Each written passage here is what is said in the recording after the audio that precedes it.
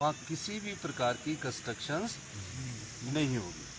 लेकिन एक अखबार में कुछ इस प्रकार की बातें हमारी सरकार उनको समझाने में सफल नहीं हुई, क्योंकि एक प्रेस नोट जो चला गया था, हमने उस पर थोड़ा गलत हुआ, उसको हमने क्लैरिफाई किया। तो मैं आज आपको ये स्पष्ट करना चाहता हूँ कि ये जो अमेंडमेंट हुई ये सुप्रीम कोर्ट जाएगी, और अभी सुप्रीम कोर्ट ने हिमाचल शिमला डेवलपमेंट प्लान पर किसी भी प्रकार की कोई छूट नहीं दी है। ये एक प्रक्रिया है, कोर्ट के केस की एक प्रक्रिया है, और अभी किसी प्रकार से शिमला को ग्रीन एरिया को खोला नहीं गया है। और ना ही हम तो और ये सोच रहे हैं कि जहाँ जहाँ हमें रिपोर्ट्स मिली हैं उस रिपोर्ट्स के आधार पर और भी ग्रीन एरिया 6 या 7 हम जल्दी ही अधिसूचित करने जा रहे हैं। उसमें भी हमने पूरी रिपोर्ट्स मंगाई है। जैसे अब श्योक वाला जंगल है, अगर कोई वहाँ किसी का ऊपर प्लॉट आ जाता, नीचे प्लॉट आ जाता, तो वहाँ ना कंस्ट्रक्शन हो।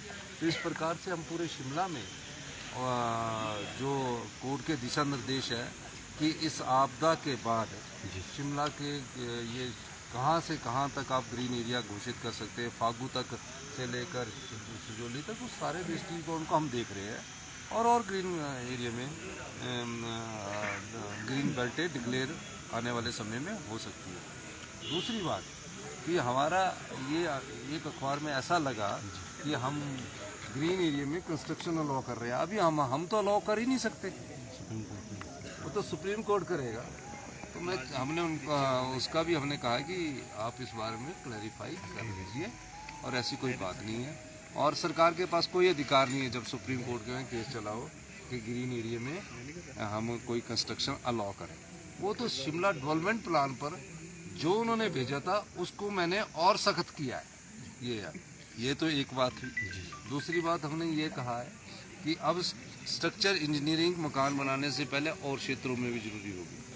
तीसरी बात हमने ये कही है कि जो नाले से दूरी होगी वो 5 मीटर होगी, और खड्ड से दूरी 7 मीटर होगी। तो और सख्त किया जा रहा है।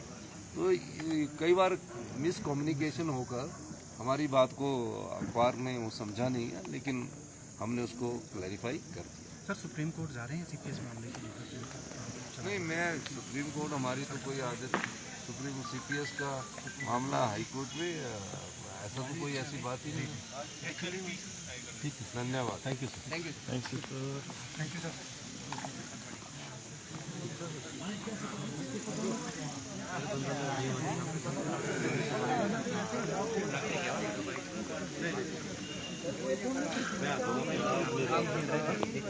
चिंता नहीं।